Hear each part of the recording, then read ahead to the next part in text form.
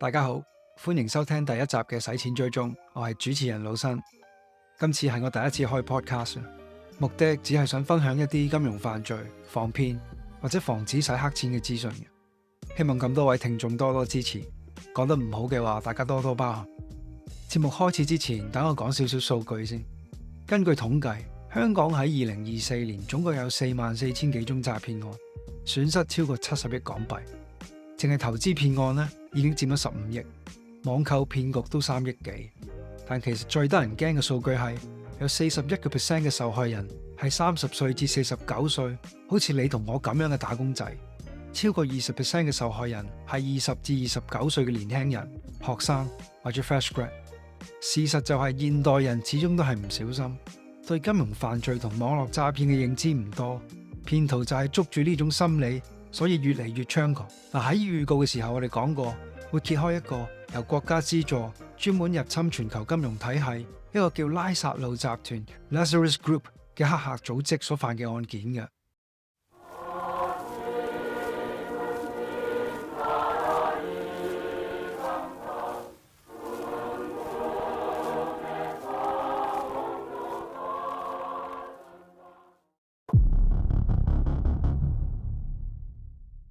到底拉撒路集團係乜嘢來頭呢？而佢哋早年又係點樣崛起嘅呢？相信有 IT 或者金融業背景嘅聽眾可能會有聽過拉撒路集團曾經參與過嘅案件，但係一般嘅普羅大眾就未必太清楚佢哋嘅背景啦。根據美國 FBI 嘅調查，呢個組織背後其實就係北韓嘅情報機關 Reconnaissance General Bureau， 簡稱 RGB 去操控嘅，亦即係話佢哋唔係普通嘅黑客，而係一個由國家支持嘅網絡攻擊部隊。拉撒路集團嘅活動可以追溯到2007年，當時已經有證據顯示佢哋試圖入侵南韓嘅銀行系統去做測試，即係班 hacker 會嘗試突破銀行入邊系統設置嘅網絡防火牆，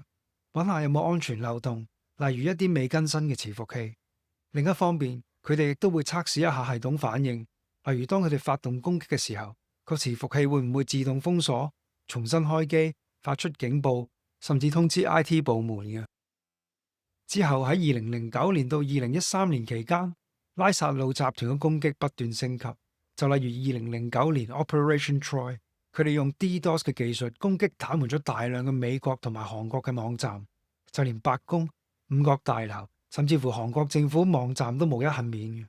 DDoS 簡單啲講，就係班 hacker 會發出大量嘅假 request， 好似一大堆假人同一個時間衝入去個網站度，塞爆個系統，令個網站功能完全癱瘓嘅。去到2013年 Dark 事件，拉撒路集團直接用一種叫做 Wiper Virus 嘅病毒，剷除咗媒體、銀行同埋電視台大量嘅數據。當時搞到南韓好多間銀行同電視台系統都癱瘓，就連銀行櫃員機都單機，撳唔到錢嘅。呢啲行動唔單止造成社會大亂，佢哋仲成功為之後針對大型跨國企業嘅網絡攻擊打好技術基礎。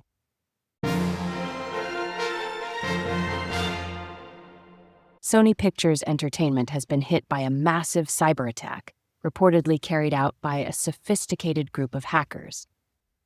呢單案嘅開始係發生喺2014年嘅暑假，有黑客組織開始針對全球5大電影公司荷里活嘅索尼影業作出攻擊嘅部署。佢哋首先會利用一啲自動化嘅掃描工具，好似 Shodan 呢一類針對公開網絡資源嘅專業搜索引擎，去掃描索尼影業對外開放嘅伺服器。同時佢會檢查下有冇開放咗嘅 Remote Desktop、VPN 通道或者 Webmail 呢啲遠端傳取嘅界面，重點睇下有冇漏咗未更新嘅 Security Patch， 即係補丁。呢啲位置好似大廈嘅出入口咁，如果冇鎖實，就等於打開個門口俾人入嚟，成個系統就會變成黑客眼中嘅漏洞入口。班黑客同時亦都會喺 LinkedIn、Facebook、Twitter 呢啲社交平台做資料搜集，留意目標部門嘅員工動態，睇下佢哋嘅職銜、公司電郵嘅格式、最近有冇轉工，甚至乎日常生活習慣同興趣呢啲資料嘅。佢哋嘅目標非常明確，就係要針對 Sony Pictures 入邊有機會接觸到敏感資料嘅部門，包括人力資源部、行政部同 IT 部嘅員工，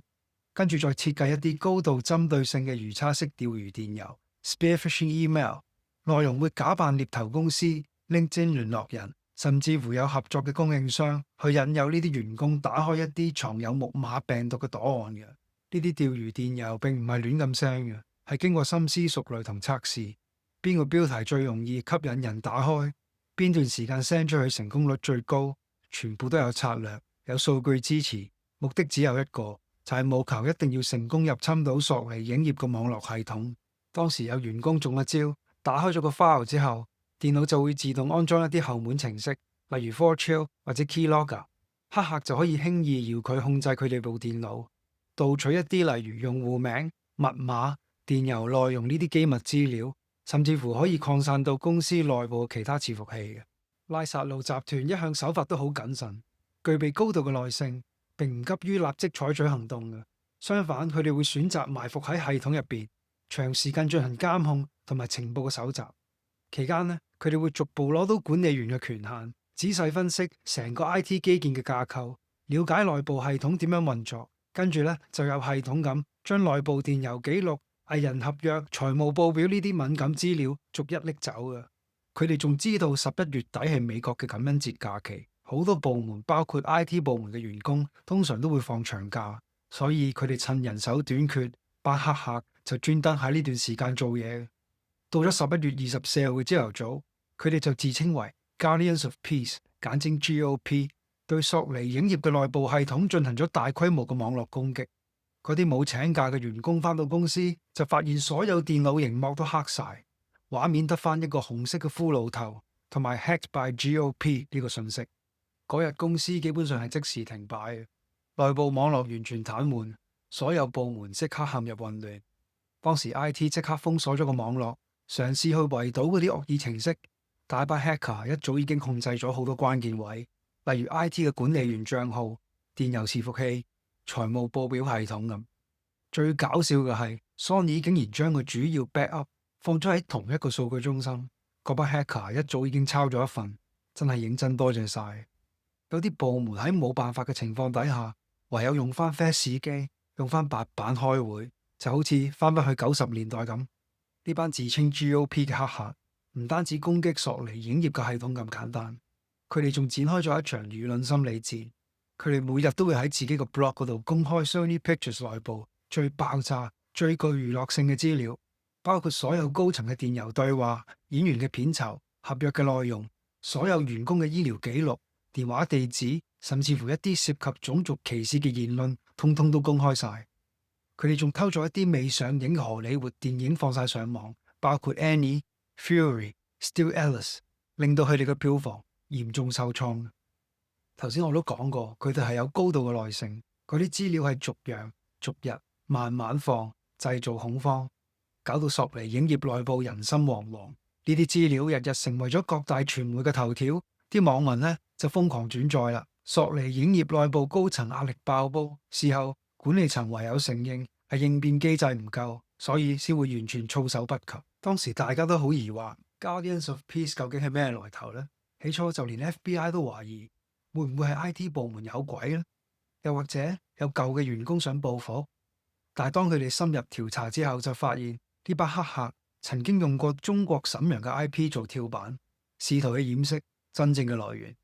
不過最後條線追到翻去呢，係指向一個長期同北韓網絡有聯繫嘅伺服器，而佢哋寫嘅惡意程式碼係用緊啲好舊嘅韓文作業系統，啲程式佢用緊北韓獨有嘅 C++ 格式去寫，就連鍵盤輸入法同 timestamp 都反映到件事根本就係喺北韓嘅時區操作，而矛頭呢，就直指向拉薩路集團。咁到底係乜嘢原因令到拉薩路集團要針對索尼影業呢？係因為錢定係政治嘅原因呢？原來當時索尼影業拍咗部電影叫做 The Interview， 係一套惡搞嘅政治喜劇，由 Seth Rogen 主演，內容係講兩個美國特工要暗殺金正恩嘅。索尼影業呢單案震驚全球，呢件事發生咗之後，連白宮都要親自發聲。當時嘅美國總統奧巴馬公開點名北韓係背後嘅黑手。呢件事亦都令到荷里活嘅業界出現咗矛盾，有部分人支持繼續上映 The Interview 去保護言論自由，但亦都有人話應該放棄，以免衝突繼續升級。北韓嘅外交部當時曾經公開譴責，話套戲係戰爭行為，要求美方停止上映。外界普遍認為北韓方面覺得受辱、被挑釁，於是就出手反擊啦。呢件事最實質嘅影響係業界開始正視 Advanced Persistent Threat（APT） 呢種國家級黑客嘅威脅。好多跨國嘅企業開始強制實施多重身份驗證，員工電郵全面加密，公司嘅 backup policy 就變得更加嚴謹，唔再放晒喺同一個地方，分散上雲端去減少風險。呢一單案成為咗企業網絡安全改革嘅分水嶺。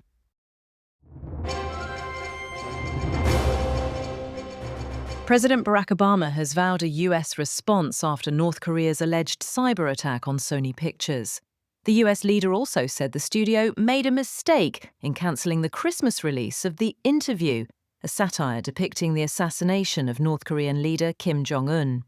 Sony said it still planned to release the film on a different platform. 當時各大傳媒普遍認為北韓係為咗政治報復，但其實背後更根本嘅原因其實係為咗揾錢。北韓長期俾國際社會圍堵，經濟困難，基本上冇乜正當收入來源嘅。由2006年開始，聯合國安理會因為北韓嘅核試而不斷加碼制裁。美國財政部嘅 OFAC 亦都針對北韓嘅中央銀行、外貿銀行，甚至乎拉薩路集團本身，一早已經納入咗全面制裁範圍入面，包括凍結佢哋海外嘅資產、封鎖相關比特幣錢包嘅地址。之後好多已發展嘅國家都有跟隨，令北韓幾乎完全俾人踢出咗全球嘅金融系統。喺咁嘅情況底下，北韓政府唯有靠拉薩路集團大舉入侵銀行、交易所，甚至加密貨幣平台，再用各種嘅洗黑錢技術將資金洗白，去資助軍費、核試同埋其他嘅情報行動。呢幾年坊間成日都會提到制裁呢兩個字，但係好多聽眾未必真係知道佢點運作，都喺度講少少。其實制裁唔單止係限制經濟來往咁簡單，基本上係徹底剝奪一個國家或者實體喺國際金融體系之中嘅參與權。美國嘅制裁咧就特別辣嘅，佢哋會透過財政部轄下嘅 OFAC（Office of Foreign Assets Control） 外國資產控制辦公室去執行呢個制裁。其中一種做法就係將有關嘅機構納入所謂 SDN List（Specially Designated Nationals and Blocked Persons List）。中文叫做特別指定國民和被封鎖人員名單。如果有機構或者個人俾美國加咗佢呢個名單呢，就代表咗佢哋已經冇咗用美元結算嘅能力，亦唔會開到國際嘅銀行戶口，甚至乎資產都會被凍結，基本上就等同於俾人哋金融孤立。喺實際嘅操作上，譬如我哋做銀行或者金融機構嘅，必定會對所有嘅交易做 sanction screening 制裁嘅篩查，特別係來自於一啲高風險嘅地區，或者涉及高風險行業嘅交易。一來呢，就為咗防止資金被濫用；二來，因為如果唔合規，牽涉到一啲受制裁嘅對象，罰款可以係大到天文數字。唔止咁樣，仲有 secondary sanction 二級制裁，意思係就算你唔係被制裁嘅對象，但係如果你同呢啲受制裁嘅機構或者個人有合作或者有交易，美國都一樣可以制裁埋你嘅。所以結果係，就算佢哋去到唔係美國管轄嘅國家或者地區，嗰度嘅銀行同金融機構都唔會夠膽同呢啲受制裁嘅機構有任何直接或者間接嘅接觸㗎。喺咁嘅環境之下，北韓就唯有透過拉薩路集團入侵海外銀行、證券交易所同埋加密貨幣平台，非法獲取資金。但係咧，資金到手之後又唔代表可以即刻使嘅。由於大部分經過金融機構嘅交易會受到監管機構嘅監控同埋留有記錄，嗰班 hacker 需要通過一系列嘅洗黑錢操作。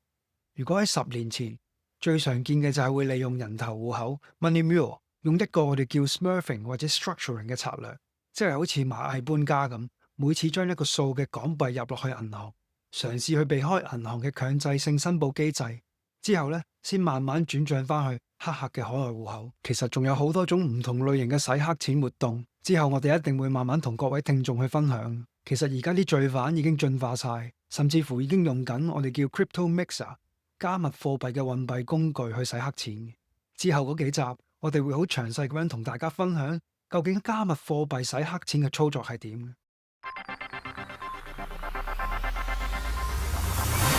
The FBI says it has conclusively tied North Korea to the massive hack of Sony Pictures.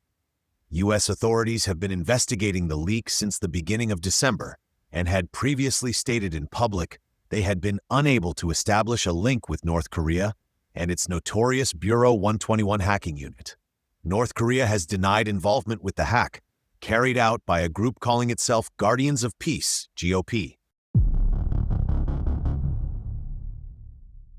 究竟索尼影業網絡攻擊案上面，邊個先係真正嘅受害者呢？根據路透社當時嘅報導，索尼影業喺呢件事上面損失超過1億美金，而聲譽上嘅損失可能會更大。但其實最受影響嘅一定係班員工啦。連喺索尼影業做咗30年嘅聯合主席 Amy Pascal， 最終都因為自己一啲帶有歧視言論嘅電郵外泄，最後都黯然落台。而最值得同情嘅，當然係受影響嘅6000幾個員工啦。根據公開資料，嗰批 hacker 總共公開咗超過3800個員工嘅社保號碼，呢個數就等於超過一半嘅員工中招。佢哋另外仲公開咗一份 Excel 嘅名單，個 file 入邊有齊晒47000個現任同前員工嘅基本資料，仲有埋人工、相關嘅合約、病歷、解僱記錄，甚至乎護照副本都俾人放埋出嚟。大家可以想象下，有幾萬個員工同前員工朝頭早起身喺唔知情嘅情況底下，發現 email account 入唔到，又登入唔到公司嘅 VPN， 仲突然收到一大堆詐騙電話。之後知道公司出咗事都未定經啫，再過幾日先發覺俾人盜用咗身份去借錢，信用卡俾人盜用，可能會直接影響個人嘅信用評分，甚至乎唔想俾人知嘅病歷都俾人揭晒出嚟，造成極大嘅負面影響。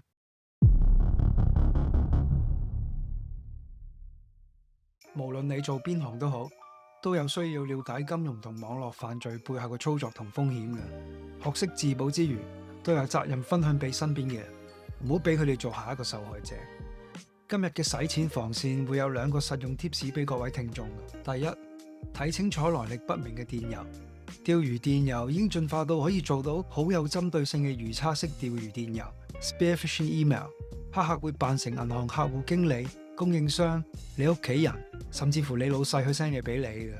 目的就係引你打開嗰個藏有木馬程式嘅附件，或者引你撳入個連結去盜取你嘅資料。最常見嘅就係喺電郵同信息入邊放一條睇落去好似真嘅連結，就好似最近5月份有單案咁啊，有接近70宗涉及富途證券客戶嘅釣魚騙案，涉款超過2000萬港幣。有受害人撳咗釣魚短信入邊條超連結之後，轉載咗去一個假冒嘅富途證券登入頁面，喺唔知情嘅情況底下輸入咗賬戶號碼同交易密碼，後果唔使我講都知，所有戶口都俾人盜用咗。之後呢啲騙徒會直接沽清戶口嘅股票，然後再將啲錢轉走。仲有一單再近期啲嘅，案發喺2025年嘅6月26號，係一單涉及最少4600萬港幣損失嘅釣魚電郵騙案，總共拘捕咗7男1女，年齡就介乎26至41歲。呢個詐騙集團冒充證券公司，透過電郵發出緊急通知，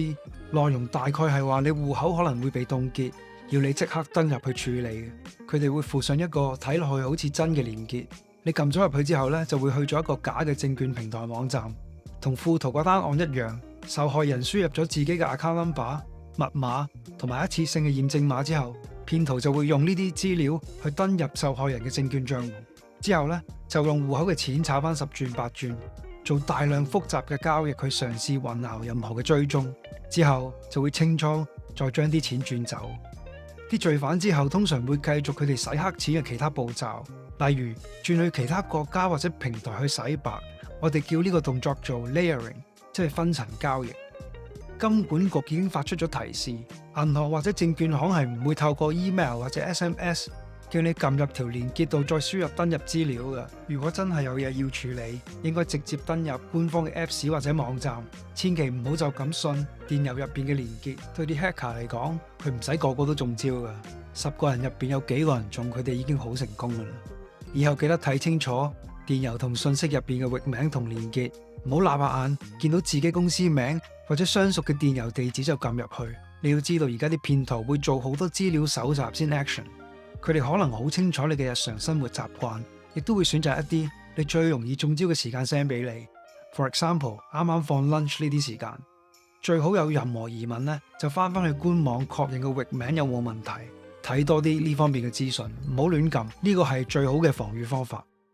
第二，一定要用雙重驗證 （two-factor authentication）， 特別係投資戶口 Apps 啊、網上銀行 login 啊，就最好唔好淨係靠 SMS 收驗證碼。建議用 Google 或者 Microsoft 嘅 Authenticator 或者1Password 呢類動態驗證嘅 Apps， 每30秒咧就會自動轉一次密碼。呢個係阻止黑客入侵最有效嘅防線。A spelling mistake in an online bank transfer instruction helped prevent a nearly $1 billion heist last month, involving the Bangladesh Central Bank and the New York Federal Reserve, banking officials said. Unknown hackers still managed to get away with about $80 million, one of the largest known bank thefts in history. 下一集我哋會講一宗幾乎天衣無縫嘅銀行劫案，睇下拉薩路集團點樣透過幾條 SWIFT 嘅指令，差啲就成功轉走咗10億美金。最後因為有一個人打錯咗一個字，令到個計劃功虧一簣。如果你都中意聽呢一類真實嘅金融犯罪故事，或者想了解多啲呢方面嘅資訊，記得訂閱、留言同身邊嘅朋友分享洗錢追蹤。我係主持人老新，我哋下一集再見。